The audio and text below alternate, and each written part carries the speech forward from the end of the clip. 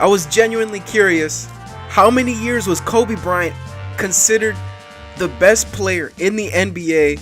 Because a lot of his run in the 2000s is in the gray area just due to the fact of he only has one MVP. And when he was putting up his most monstrous numbers, he was losing in the first round or he was missing the playoffs. But I've sort of broken it down into a list.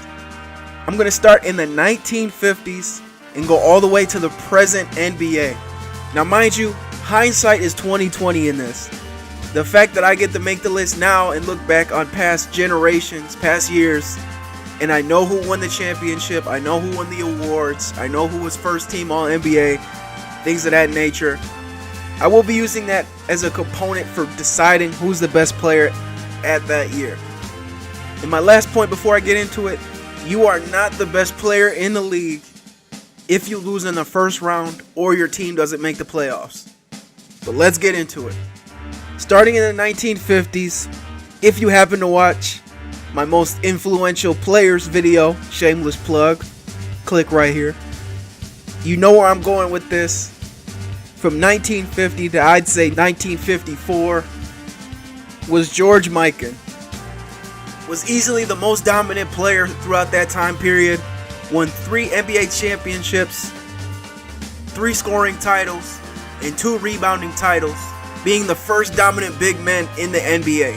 Now from 1955 to 1959, George Mikan passed the torch to Bob Pettit, 2-time MVP, 1-time champion, 2-time leading scorer. But I'm going to just keep it there, short and sweet with the 50s. But now as we move on into the 60s, from 1960 until 1963, the best player in the NBA was Bill Russell. This will be a larger video in the future because I understand a lot of people write off Bill Russell, especially when they look at his statistics, and more specifically his scoring average. But what gives him the edge over Wilt Chamberlain for me is that throughout these 4 years, Bill Russell faced Wilt Chamberlain 2 times in the division final round and 1 time in the finals, all of which he edged out Wilt Chamberlain on his way to win the championship. Not only that, but Wilt Chamberlain had several seasons throughout this time where he lost in the first round. And even in 1963, where he averaged 45 points and 28 rebounds, missed the playoffs entirely. And mind you, in 1963, there was only 9 teams in the entire league. But as I said, that's another video for another day.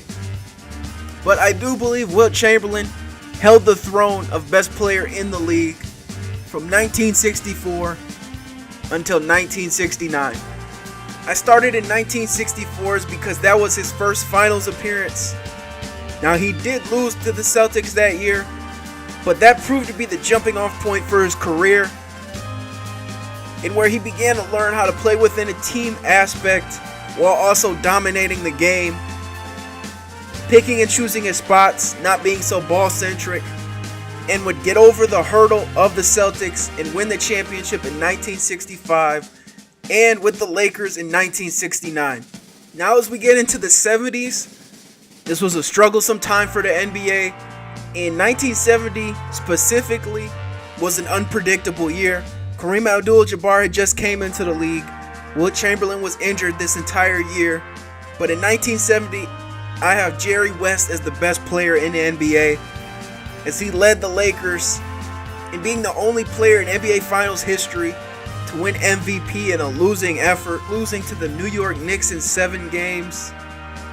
But now as we get in the bulk of the 70s, 1971, 1972, I have Kareem as the best player. But from 1973 till 1977, Dr. J was the best player, not in the NBA, but in basketball. A lot gets swept under the rug with how dominant Dr. J was due to the fact that he played in the ABA. But one thing that gets swept under the rug when you compare Kareem's dominance to Dr. J's is that after the 1971 championship Kareem won with the Bucks, Kareem wasn't even making the playoffs. And if he did, he was getting bounced out in the first round. And even not even making the playoffs in years he won MVP. But I'll keep it short there because, as I said, that's a video for another day. But I also have Kareem reclaiming the best player in the league from 1978 until 1980. In between that time period, he would win a championship. And believe it or not, the championship in 1980 was over Dr. J and his Sixers.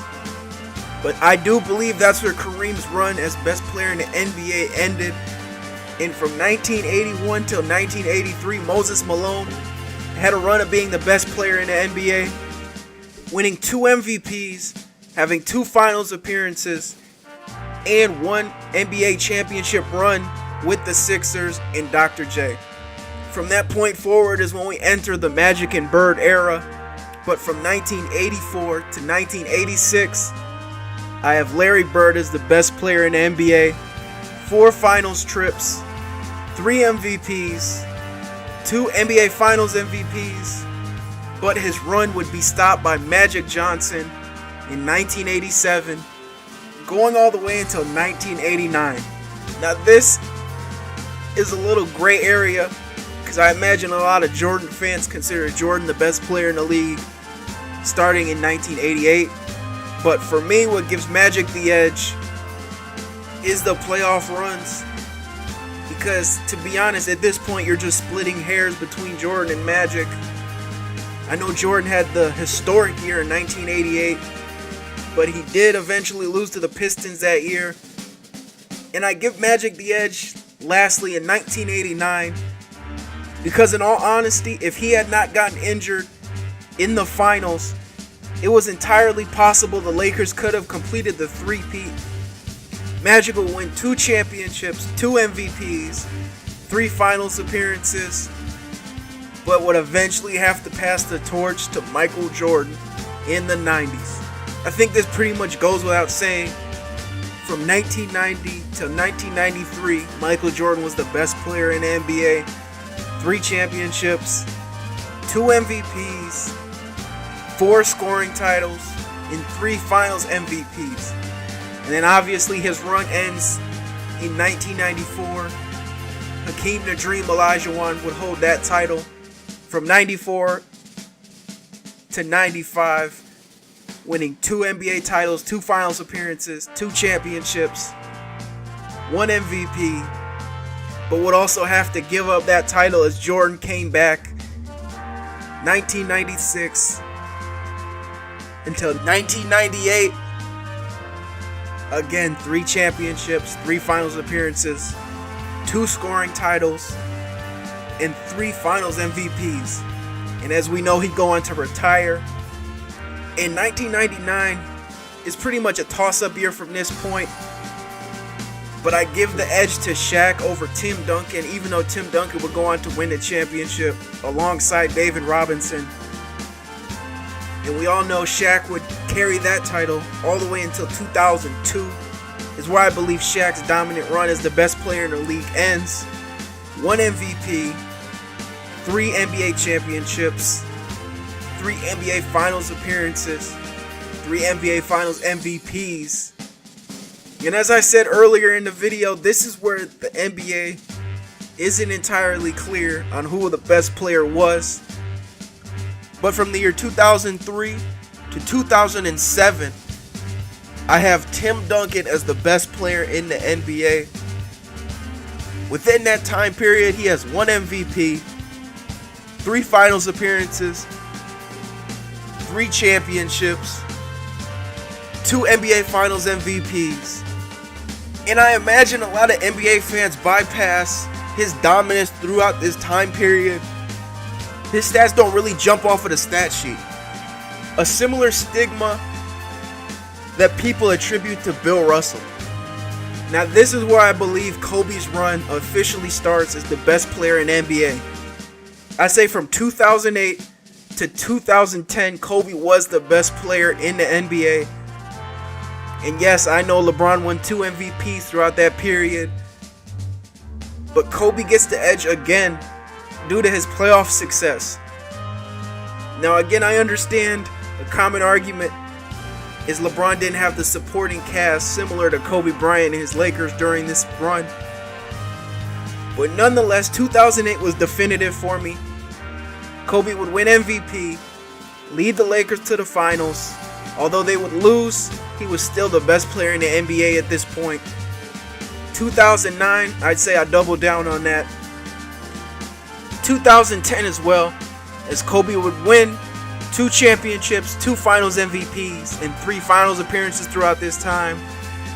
But I do say LeBron takes that title in 2011 and holds it all the way up until the present NBA. Throughout this time period, LeBron will reach 7 NBA finals, win 3 NBA championships, 3 NBA finals MVPs, along with 2 MVPs. But as I said, you can expect more of an explanation on a few of the players, especially in relationship to Bill Russell, Wilt Chamberlain, Dr. J, Kareem, and even Kobe and LeBron in the future. But comment, let me know what you think, especially pertaining to the Kobe Bryant era. When do you think Kobe was the best player in the NBA, and why? Subscribe if you're new. Make sure to hit the like button if you like videos of this kind. But with all that being said, I'll catch y'all in the future.